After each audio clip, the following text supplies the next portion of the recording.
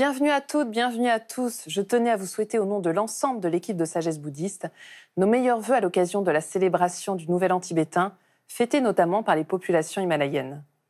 Nous vous proposons ce dimanche, ainsi que la semaine prochaine, un documentaire en 2 parties consacré au maître tibétain Geshe Lobsang Tengyé, qui nous a quittés il y a 2 ans. Né au Tibet et après un passage en Inde, celui-ci est arrivé en France il y a une 40aine d'années.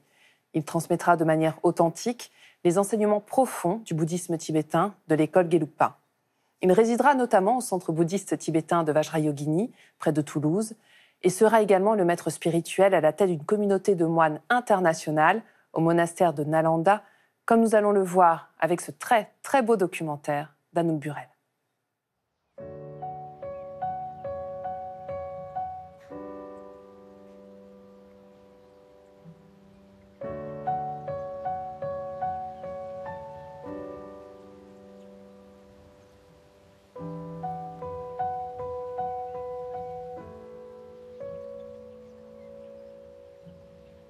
Geshe-la, c'était avant tout l'air de rien. Faire les choses simplement, le plus simplement possible, le plus humblement possible et l'air de rien. Voilà, toujours. Pour moi, c'était vraiment un lien qui était essentiel. C'est la chose la plus précieuse qui me soit arrivée, en fait. Geshe-la est né en 1927. Il est né dans un petit village qui se trouve à peu près à 400 km à l'ouest de Lhasa, un petit village qui s'appelle Hlatse. On pourrait traduire ça par la pointe des dieux ou le sommet des dieux.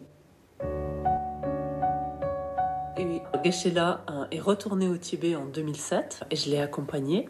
Et à cette occasion, j'ai filmé quelques prises ici et là du monastère et des environs. C'était émouvant ? C'était émouvant, bien sûr, mais il était profondément touché et heureux d'être là.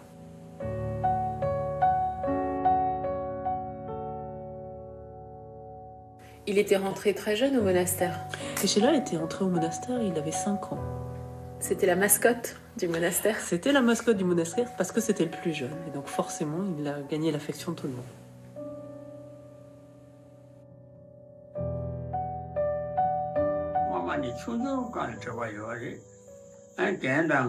Nous nous connaissons depuis tout petit, parce que Genla et moi, nous sommes tous les deux nés dans le village de Hlatse. Au monastère, nous vivions l'un et l'autre dans des chambres contiguës quand nous étions enfants. Puis nous nous sommes retrouvés ensemble à étudier au monastère de Sera, à Lhasa. Notre lien est extrêmement pur. Genla avait un caractère très doux, et dans ses études, comme dans tous les actes qu'il a menés dans sa vie, il a toujours fait preuve d'une très grande persévérance, ce qui lui a permis de mener tout cela jusqu'au bout. Il a étudié avec une grande détermination et une très grande constance. Après avoir fui le Tibet, il a poursuivi ses études en Inde et passé son examen de Geshe-la-Rampa qu'il a réussi haut la main, ce que s'accorde à dire absolument tous les gens qui s'y trouvaient. Il n'avait pas l'habitude de se vanter ou de prétendre qu'il savait quoi que ce soit. Il disait « Je ne sais pas, je ne sais pas ». Mais il a passé cet examen de Geshe avec brio, et tout le monde a loué ses qualités.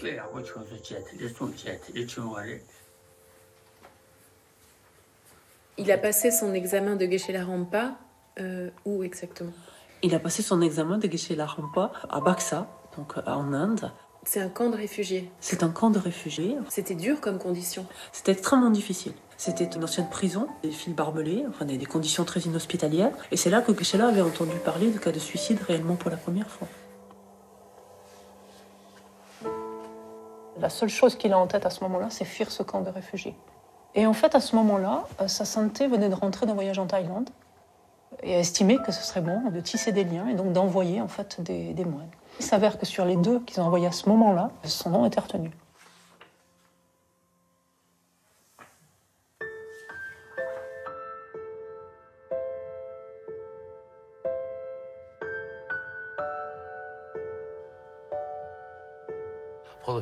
J'ai rencontré Geshe Tengyé la première fois en 1974.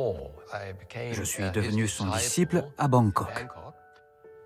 Il n'était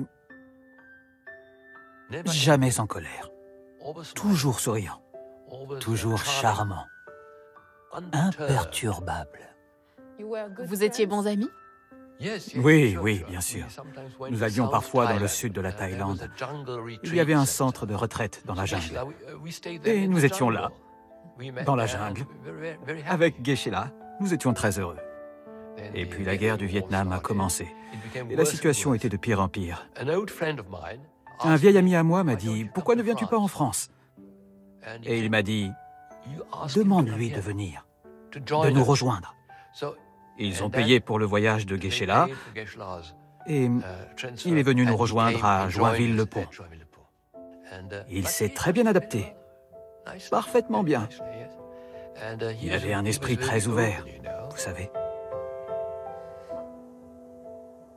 Donc il arrive en 78 en France. Alors en France, oui, mais dans la communauté vietnamienne. Et donc sa chambre donne sur la station de métro. Ces Français, finalement, ils commencent en fait à se familiariser un petit peu à travers sa fenêtre, en voyant les gens déboucher, aller et venir constamment de cette station de métro. Et ils nous trouvent tristes, ils nous trouvent là, ils nous trouvent isolés, seuls, en fait, quelque part. Et voilà, profondément, c'est quelque chose qui le marque beaucoup.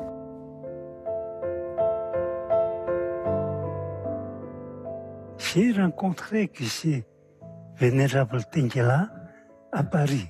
Il était là, mais il était tout seul. Et il n'y a pas d'autres Tibétains. Donc à ce moment-là, nous avons contacté, il m'a contacté. Donc nous nous sommes vus plusieurs fois. Après, on est devenus très amis, très proches. Voilà.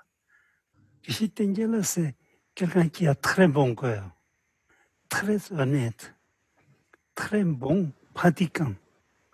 Aussi bon enseignant, un moine, un bhikshu. On peut dire parfait, parfait. Rinpoche, est-ce qu'il vous a demandé conseil avant d'aller à l'Institut Vajrayogini? On a discuté. Il nous a dit, donc il a telle possibilité, ça tombe très bien. Il pourrait être très utile dans ce centre. En quelle année Geshe-la est arrivé à l'Institut Vajrayogini? Geshe-la est arrivé en 80, en fait, à l'Institut. Là, il va vraiment vivre, en fait, avec des Occidentaux. Voilà, il découvre cette population qui, en plus, voilà, c'est les Français, oui, mais c'était en fait des hippies. C'est les anciens hippies qui étaient venus, en fait, se regrouper, avaient formé les communautés des premiers centres bouddhistes. Est-ce qu'il y a eu un petit choc de culture? J'ai du mal à parler de choc avec Geshe-la. Geshe-la prenait chacun comme il était. Il racontait souvent un souvenir de ses débuts à l'Institut Vajrayogini, lorsqu'ils lui ont donné un lit. C'était une vieille literie avec des ressorts qui traversaient le matelas. Et il avait dû mettre des couvertures pour protéger son dos.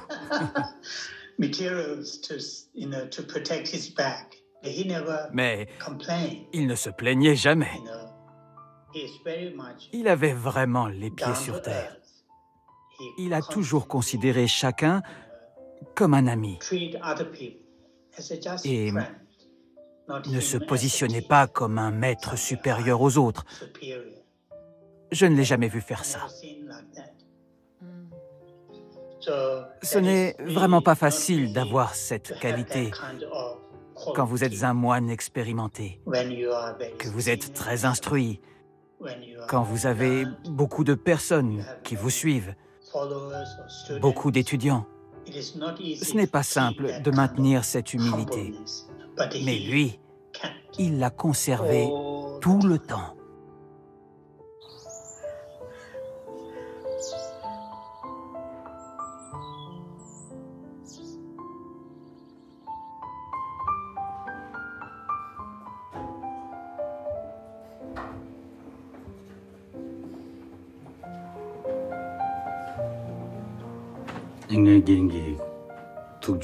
Quand je pense à Geshe-la, je me dis que si ça n'avait pas été lui, si quelqu'un d'autre était venu à sa place, il ne serait pas resté plus de 2, 3 ou 4 ans ici. L'Institut doit beaucoup à Geshe-la, Et l'ensemble des étudiants lui doit beaucoup également. Il me parlait souvent de l'importance de l'harmonie dans le centre, de faire en sorte que personne n'agisse de manière égoïste ou intéressée. Il vous a beaucoup aidé au début. Oui, elle m'a beaucoup aidé. Et je pense très souvent à la bonté de Geshe-la. Que je sois dans ma chambre ou en promenade, son souvenir m'envahit.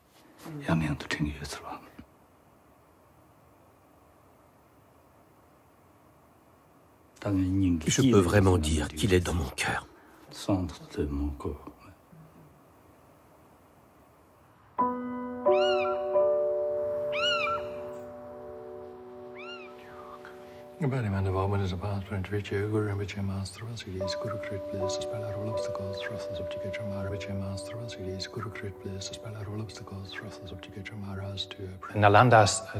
Le monastère de Nalanda a commencé 2 ou 3 ans après l'Institut Vajrayogini. Et Geshe Tengela était là depuis le début, en 1981, connecté à distance avec Nalanda. Même s'il n'était pas formellement l'abbé du monastère, au fil des années, tous les directeurs sont allés demander conseil à Geshe Tengye. Au-delà de ça, il a pratiqué de nombreux rituels pour le monastère, qui sont nécessaires pour créer de l'harmonie dans ce lieu. Nous avons beaucoup de gratitude envers Geshe Tengye depuis toutes ces années. C'est comme s'il pouvait arrêter le temps. Vous entriez dans une autre dimension en sa présence.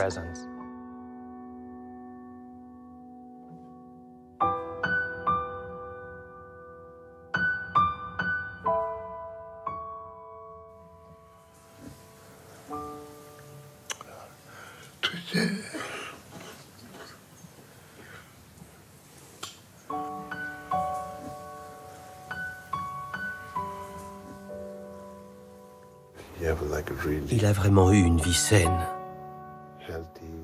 bénéfique, profonde, et la chance d'avoir pu explorer différentes traditions. Je pense que c'est magnifique. Bien sûr, c'est un peu triste qu'il parte, mais nous pouvons vraiment nous réjouir de ce voyage qu'il a accompli. Geshe-la était bien connu et proche de sa sainteté le Dalai Lama. Et combien de fois sa sainteté a pu venir ici à l'Institut durant les toutes premières années de ses voyages.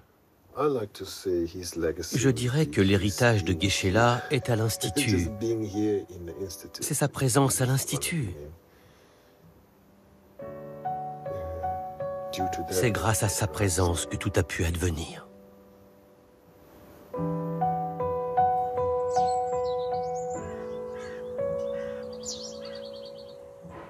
Geshe-la était toujours identique à lui-même, du premier instant que je l'ai connu jusqu'au dernier. Et jusqu'au bout, c'était prier pour le bien-être, le bonheur de chacun. C'était la seule et unique chose qui le préoccupait. Et jusqu'à ces derniers instants, en fait, les dernières heures, c'est cette même paix, cette même tranquillité. En fait, cette même douceur, cette même préoccupation de l'autre. Ouais, c'est ça qui a primé constamment.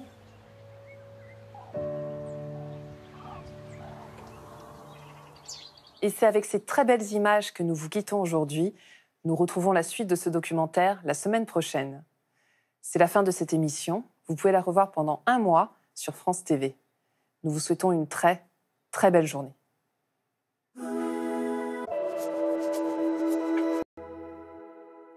Bienvenue à toutes, bienvenue à tous. Nous sommes très heureux de vous retrouver ce dimanche matin sur le plateau de Sagesse Bouddhiste pour la seconde partie du documentaire consacré au maître tibétain Geshe Lobsang Tengye, qui nous a quittés, je le rappelle, en 2019 à l'Institut Vajrayogini, près de Toulouse. La semaine dernière, nous avons pu découvrir son enfance et son arrivée en France en 1978. Nous retournons à nouveau au centre bouddhiste de Vajrayogini et au monastère de Nalanda pour écouter ceux qui ont eu la chance de le côtoyer. Ils se souviennent pour nous de ce maître si inspirant. Je vous laisse découvrir ces témoignages touchants recueillis par Anouk Burel, la réalisatrice de ce documentaire.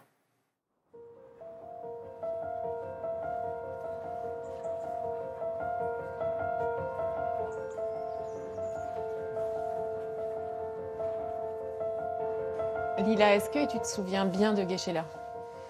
Oui. Si tu devais le décrire à une copine, par exemple, qui ne le connaît pas, tu dirais il est comment? C'est un moine, un Geshe qui est gentil. Il me donnait des chocolats. Il aimait bien rigoler aussi. Il paraît tibétain. Il a toujours beaucoup aimé Lila. À chaque fois qu'on allait le voir, Ah oui, c'était le rayon de soleil, Lila. il apprenait. Lila, il avait vraiment cette expression de « Ah, il était super content de l'avoir, quoi. » C'était vraiment les yeux... Tu veux dire quelque chose, Céleste? Céleste, elle a connu Geshe-la juste à sa naissance. Elle a eu juste le temps, finalement, de le rencontrer et qu'il la bénisse et... Bah oui. Eh oui, tu t'en souviens?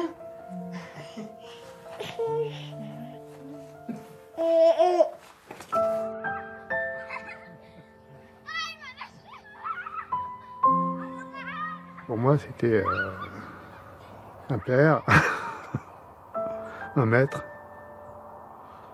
un phare. C'est la plus belle rencontre de ta vie? Sans doute, ouais. La plus belle rencontre, ouais.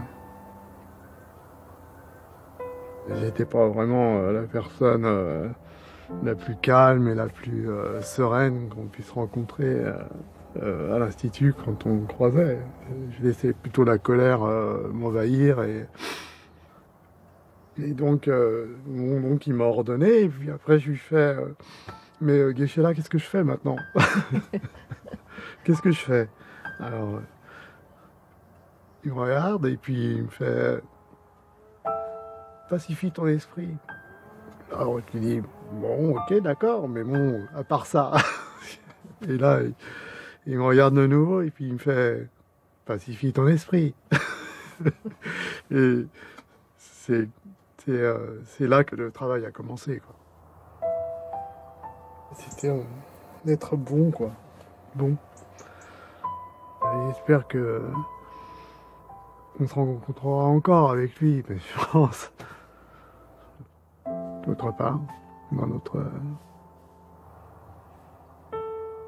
je sais pas où.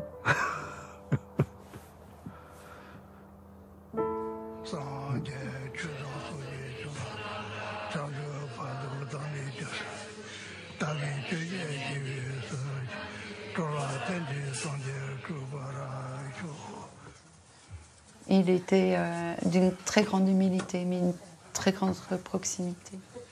Quand on allait pour se prosterner devant lui, il était là, asseyez-vous, tu vois. Il n'aimait pas toutes ces choses-là, quoi.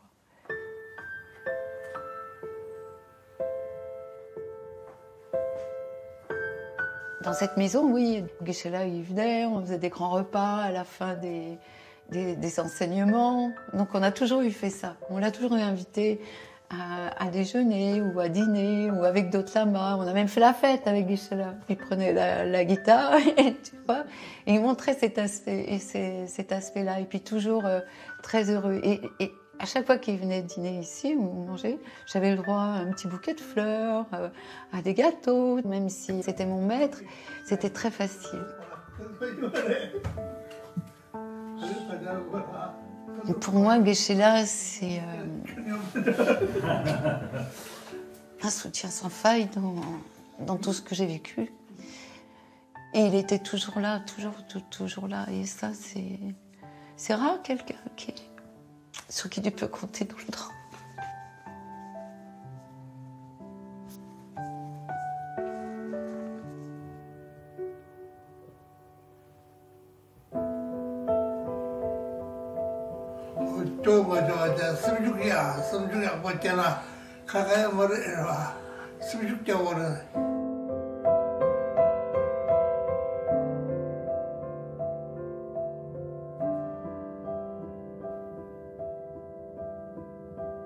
C'était son regard surtout, pour moi, qui était le plus important. Rien qu'avec le regard, je comprenais plein de choses. C'était un mode de communication, mais c'était vraiment le regard du maître, c'est-à-dire le reflet du miroir. C'est-à-dire qu'on retrouvait peut-être ses défauts ou des choses à corriger. Et il n'avait pas besoin de parler pour autant, parfois, Geshe-la. Un regard plein d'amour, plein de compassion. Hein. C'était toujours dans la douceur. Je ne peux pas dire que j'ai retrouvé chez quelqu'un d'autre ce sentiment d'être, comment te dire, dans un cocon.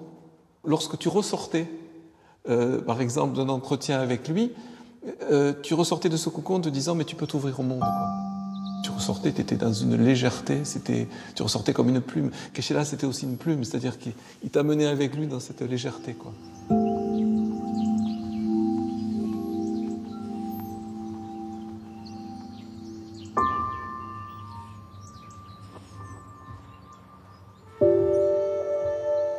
La relation avec un maître spirituel, c'est quelque chose de très particulier.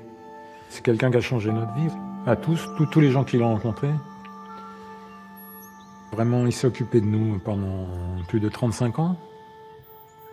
Il a fait ce qu'on est aujourd'hui. Si on n'avait pas rencontré Geshe-la, je sais pas ce que je serais aujourd'hui. Comme je voyais qu'il devenait âgé, tu vois, et je pensais à prendre l'ordination. C'est pour ça que j'ai un peu précipité les choses, parce que je tenais vraiment à prendre les vœux de Ramjong avec lui. Alors quand je lui ai dit que je voulais devenir moine, il m'a dit « excellent, excellent ». Il était super content. Et donc moi, j'étais bien sûr super content. Non, c'était spécial. C'était spécial, ouais.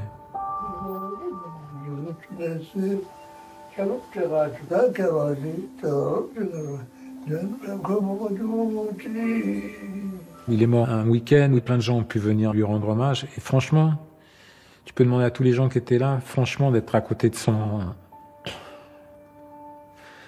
corps, c'était fort, quoi. C'était super fort. Tu vois que c'était pas quelqu'un d'ordinaire, quoi.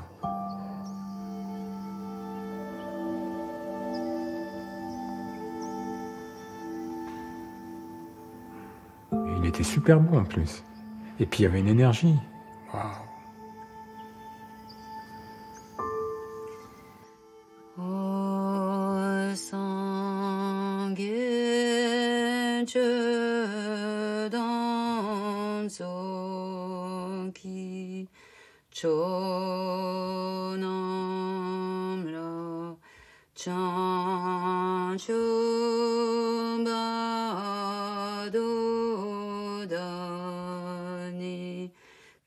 Quand il était là ou quand il parlait, il y avait quelque chose qu'on ne retrouvait pas chez les autres personnes. C'est quelqu'un de très précieux qui m'a bien conseillé dans mon parcours. J'étais très jeune quand je suis arrivé ici, je partais un peu dans tous les sens, on peut dire. Donc lui a su... je pense qu'il avait une certaine tendresse pour moi. Il m'a jamais obligé à quoi que ce soit. C'était pas sa méthode, on va dire. C'était avec douceur et gentillesse. Une fois, au bout de 3 ans que j'étais ici, j'ai été le voir pour lui dire « Geshe-la, j'en ai un peu assez d'être ici ». Il m'a dit « Oui, vas-y, va faire un tour, va te promener, va voir autre chose, ça te fera du bien ». Et il m'a dit « Et puis après, tu reviendras, et après, tu repartiras, et après, tu reviendras ». Et je ne sais pas comment je savais ça, mais c'est exactement ce qui s'est passé. Il t'a bien conseillé, t'as eu une belle vie. Ouais, je crois que j'ai une bonne vie. Ouais.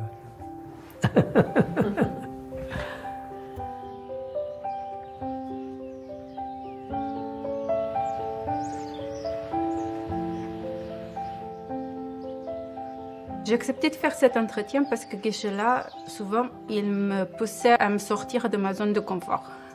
Et moi, je ne suis pas trop pour me mettre en avant. Alors pourquoi tu as accepté de faire cette interview? Pour lui.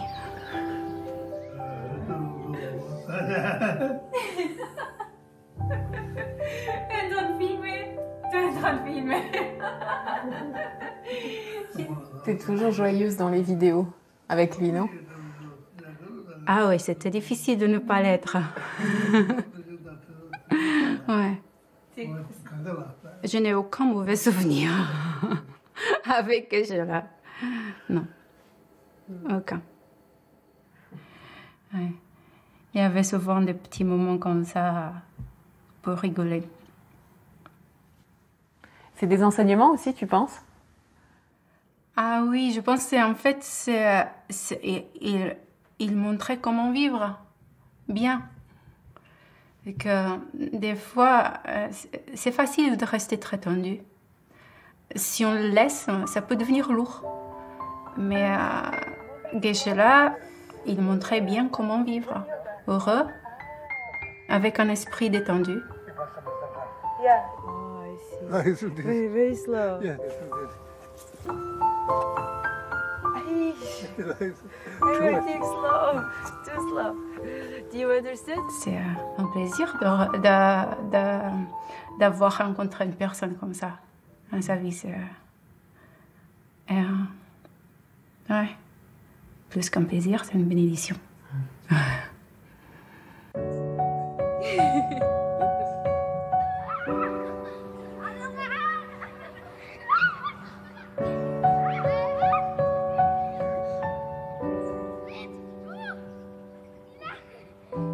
J'ai toujours connu. Il m'avait dit, mais tu sais, vous, là, tous les enfants qui sont nés au château, vous êtes vraiment comme mes petits-enfants et vous comptez vraiment. Et c'est vrai que c'était hyper émouvant, cette scène-là. On a vécu une enfance qui était super. On était plein d'enfants réunis au même endroit. On pouvait jouer tout le temps ensemble. L'autre souvenir que j'en ai, c'est un tout petit souvenir, mais qu'il était très gourmand, Geshe-la, et que je me souviens que mon père lui amenait régulièrement beaucoup de chocolat suisse dont il raffolait. Il nous a transmis à tous, en fait, je dirais, c'est un peu cette philosophie bouddhiste qui est d'essayer d'être bienveillant, d'essayer d'avoir de la compassion, d'essayer de prendre du recul sur les choses. Et puis souvent, quand il y a une émotion qui arrive, moi, ma première réflexion, c'est qu'est-ce qu'aurait pu nous dire Geshe-la? Si tu vois les enfants qui ont grandi dans cette communauté, on a tous des boulots un peu différents, on vit dans des endroits différents, mais il y a eu cette facilité à s'intégrer après aux différents environnements dans lesquels on allait. Donc, ça, je pense que ça vient vraiment de lui. Donc il est toujours avec vous? Il est toujours présent, oui. Il est peut-être plus avec moi maintenant que ce qu'il avait pu être avant. Merci Geshe-la.